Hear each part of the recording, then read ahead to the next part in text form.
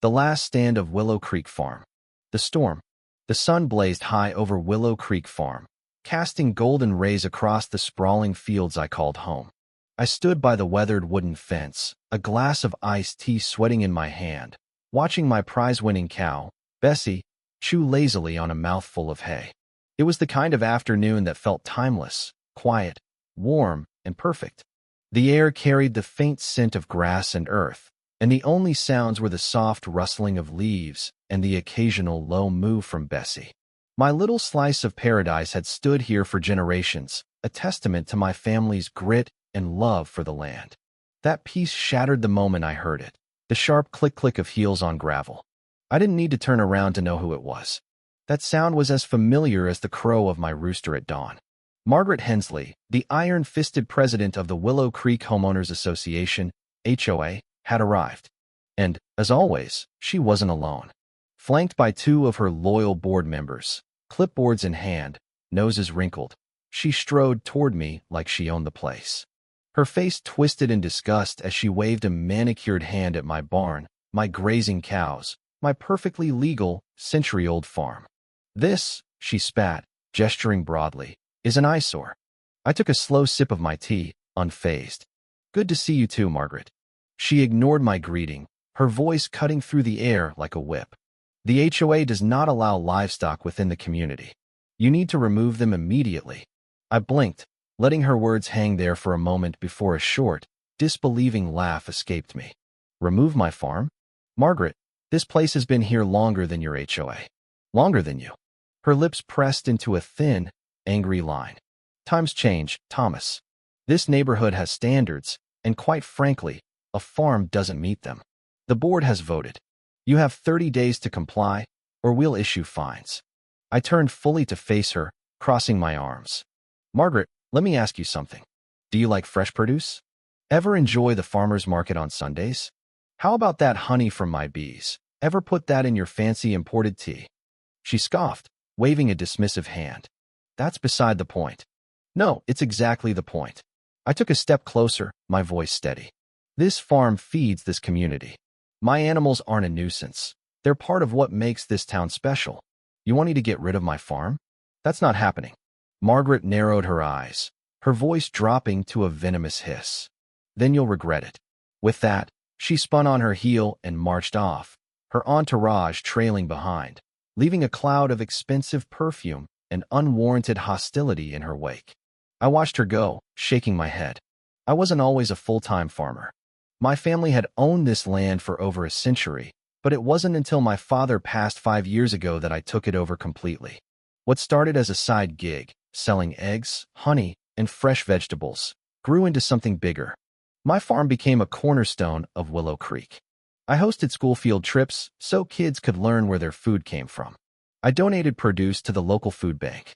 People loved this place, everyone except the HOA. Ever since Margaret and her cronies took over, they'd been a thorn in my side.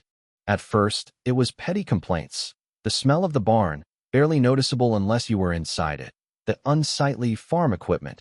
The rooster waking them up too early. I'd always found ways to dodge their nonsense, but this? 30 days to dismantle my life's work? This was war. That evening, I sat at my kitchen table, a single bulb flickering overhead, and cracked open the HOA bylaws. I wasn't about to let Margaret steamroll me without a fight. Hours passed as I pored over the faded pages, and then I found it, buried deep in the original founding documents, a clause no one had probably read in decades. It stated that pre-existing agricultural land was protected from future HOA regulations. In other words, they couldn't touch me. I leaned back in my chair, grinning. Oh, Margaret was going to hate this. The next morning, I strode into the HOA's monthly meeting at the Willow Creek Community Center. The room was packed, neighbors fidgeting in their seats, the air thick with tension. Margaret had turned the HOA into a dictatorship, finding people for everything from overgrown lawns to unapproved mailboxes. As I took my seat, I overheard Mrs. Evelyn Carter, a sweet elderly woman, muttering to her neighbor. They fined me $500 for planting pink flowers instead of white ones. Can you believe it? Oh, I could believe it. The meeting dragged on. Minutes from the last session, a tedious debate about fence styles, and a bizarre argument over whether garden gnomes were tacky or whimsical. Then, finally, it was my turn. Margaret cleared her throat, her smug expression locked in place. Now, onto the matter of unauthorized agricultural operations within the neighborhood, she said, her voice dripping with disdain. You mean my farm? I leaned forward, meeting her gaze. A murmur rippled through the crowd. Margaret sighed dramatically. Yes, Thomas. As I stated yesterday, the HOA has determined that livestock and farming operations do not align with our aesthetic standards. You must remove them within 30 days. I smiled, slow and deliberate. I appreciate the concern, Margaret, but you might want to check your own rulebook before making threats. I pulled out my printed copy of the bylaws and held it up. Turns out my farm's grandfathered in. Your board can't touch it. Margaret's smugness faltered for a split second, but she recovered fast. That's not possible. Oh, it's very possible. I flipped to the page and pointed. Right here, any agricultural operations established prior to the HOA's formation are protected and can continue unimpeded. Your eviction order's worthless. The crowd buzzed louder now, and even a few board members shifted uncomfortably. Margaret's nostrils flared. That can't be right. Take it up with the lawyers, I said with a shrug. In the meantime, I suggest you find something else to micromanage. The tension in the room thickened. For a brief, glorious moment, I thought I'd won. But Margaret wasn't the type to take a public loss lying down. If she couldn't beat me legally, she'd find another way, and I had no idea how far she was willing to go. The next morning, I woke up feeling victorious. I'd thrown the bylaws right back in her face, and she'd had no comeback. My farm was safe, at least for now. But as I stepped onto my porch with my usual cup of coffee, something felt off. The air had a tense stillness, like the world was holding its breath. Then I saw it. A bright yellow notice plastered on my barn door. I hurried over, peeling the paper off with a growing sense of dread. Notice of code violation. Your property has been found in noncompliance with local safety and zoning regulations. Failure to correct the listed infractions within 15 days will result in fines up to $500 per day. The list was absurd. Unpermitted water usage, unauthorized fencing, that fence had been there for decades, excessive animal noise. This wasn't a city ordinance. It was the HOA stretching its grubby fingers where they didn't belong. Margaret was coming for me, and she wasn't playing fair. I stormed into the HOA office, the crumpled notice in my fist. Carol, the receptionist, a kind older woman who'd always been friendly, looked up nervously. Oh dear, she muttered. I was afraid you'd see that. Carol, what's going on? I demanded. She leaned in, voice low. Margaret had a private meeting with the board last night after you left. She wasn't happy. Next thing I know, she's calling in favors to audit your farm. My jaw clenched. Unbelievable. She's not stopping there, Carol whispered. I heard her talking about cutting off your water. She filed a complaint with the utility company, claiming your farm's an unauthorized agricultural operation using residential water supply. That was it. This wasn't petty HOA nonsense anymore. This was war. By the time I got back to my farm, a plan was forming. Step 1, make noise. If Margaret wanted a fight, I'd make sure the whole town saw it. Step 2, call in allies. The HOA might hate me, but my farm had supporters. I grabbed my phone and started dialing. Within hours, neighbors began showing up. First came old Mr. Harold Grayson, who'd lived here before the HOA existed. This is nonsense, he grumbled, waving his cane. Your farm's been here longer than half these houses. They've got no right. Then came Rachel and Mike, parents who brought their kids to my petting zoo. If they shut you down, where are we supposed to get fresh eggs? Rachel said, crossing her arms. Even the farmers market vendors arrived. If you go, we all suffer, one pointed out. By evening, over 30 people stood on my property, all furious at the HOA. It was time to turn the pressure back on them. The next day, I marched into the HOA office with a petition, over 200 signatures. Margaret's smug face froze when I dropped it on the table. What is this? She snapped. It's called community support, Margaret, I said, smiling. You should try it sometime. She flipped through the pages, her expression darkening with each name. This doesn't change anything. Do what exactly? I cut in. Violate your own bylaws. Harass a legally established farm? Shut off my water? I wonder what the local news would think about that. That hit a nerve. I saw it in the twitch of her eye. But she wasn't done yet. That night, I found my animals in distress. My cows were skittish, my chickens wouldn't stop squawking, and my goats paced aggressively near the fence.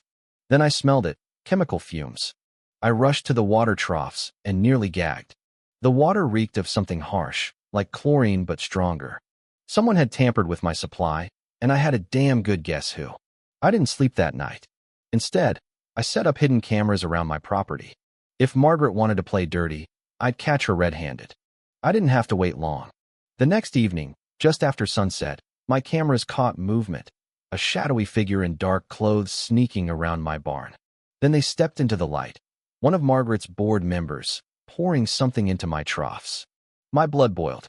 The next morning, I paid Margaret a visit.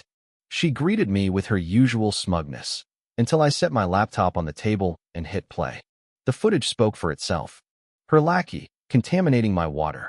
Margaret paled.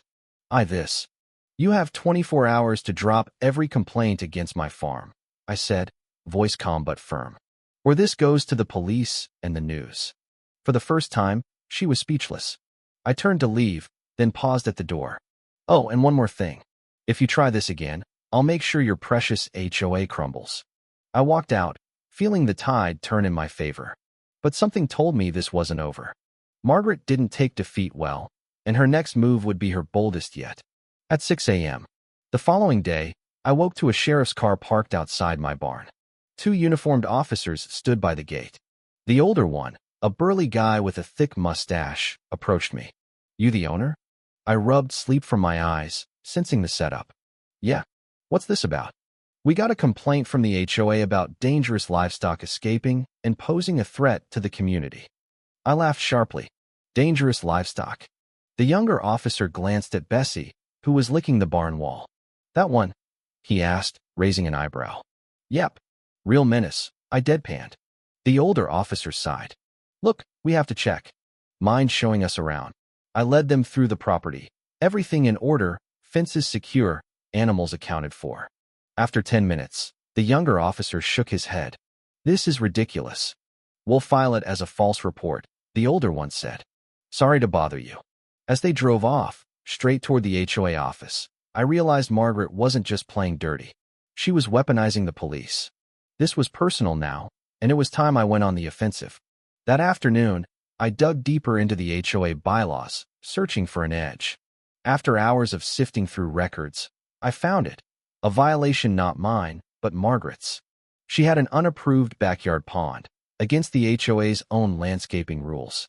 It was on file, but never enforced, hypocrisy at its finest. This was my weapon.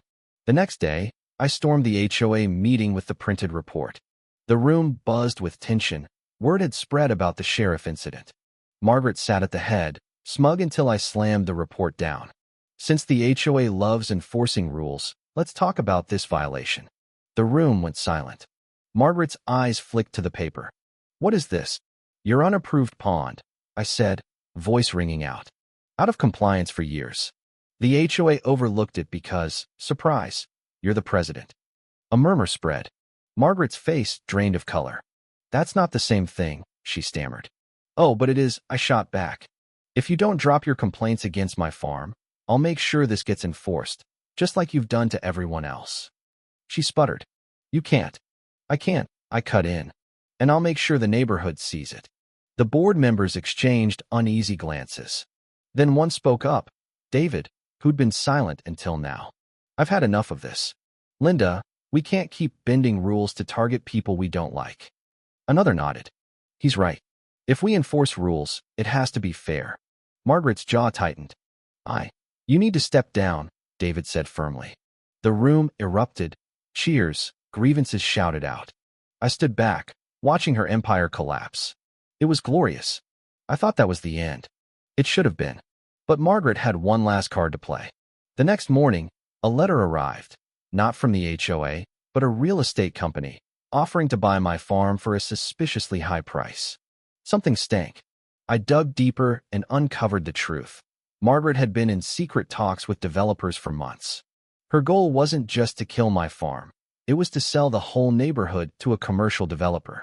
If I sold, the community would lose its leverage. And the HOA had hidden this from everyone. That night, I gathered my neighbors and laid it out. Margaret's meetings, the deal, her betrayal. They were furious. The next morning, residents flooded the HOA office, demanding her resignation. She tried lying, deflecting, blaming others, but it didn't matter. The board collapsed, and Margaret quit before they could oust her. She sold her house and fled town in disgrace. The final twist? The buyer of her house, my cousin, a farmer. Instead of one farm, Willow Creek now had two. Margaret's nightmare had come true. With Margaret gone, I expected the HOA to slink away. Instead, they doubled down. A week later, a letter arrived. Final notice, mandatory farm removal order. The new acting president claimed the board had reinstated the eviction, ignoring the bylaws and the community's outrage. It was insanity. They were rewriting the rules to fit their agenda. I took a deep breath. They wanted war. I'd give them one. Step 1. Go public. I called every news station in town. Within hours, a crew set up cameras by my barn. As they rolled, I spilled everything. The corruption, the sabotage, the abuse of power. The reporter shook his head. This is big, man. People are going to be mad. That was the point. Step 2. Rally the community. By noon, my farm was packed with supporters, families, farmers, business owners. The farm stays, they chanted. An old rancher pointed at the camera. This land was here before the HOA. It'll be here long after. Anyone trying to change that can go to hell. Step 3. The HOA's last gasp. That afternoon, 2 county inspectors arrived, claiming my farm was a health hazard. They walked the property, clearly skeptical. This complaint doesn't hold water, one admitted. Unless they find something real, there's no ground to shut you down. Step 4. The cops again. Sirens blared as 2 deputies pulled up, citing disturbing the peace and an unregistered business. The younger officer muttered, "This is embarrassing." Then the twist. A group of lawyers stepped forward. My neighbors had hired them. "This is a cease and desist," one said, handing over papers. "The HOA's harassing him, and will sue if it continues." The deputies left, done with the HOA's games. Step 5. The knockout. The news went viral. Thousands online demanded the HOA's end. A county investigation revealed years of embezzlement by Margaret and her board. They resigned, and the HOA collapsed overnight. The town voted to dissolve it permanently. The aftermath was sweet. My farm thrived, and my neighbors turned their yards into gardens and orchards. Margaret's old house? My cousins bought it, adding chickens and a garden. Her legacy of control was replaced by a farming community. Standing on my porch, watching the sunset, I knew I'd won. Not just for me, but for everyone the HOA had wronged. Victory tasted better than any crop I'd ever grown.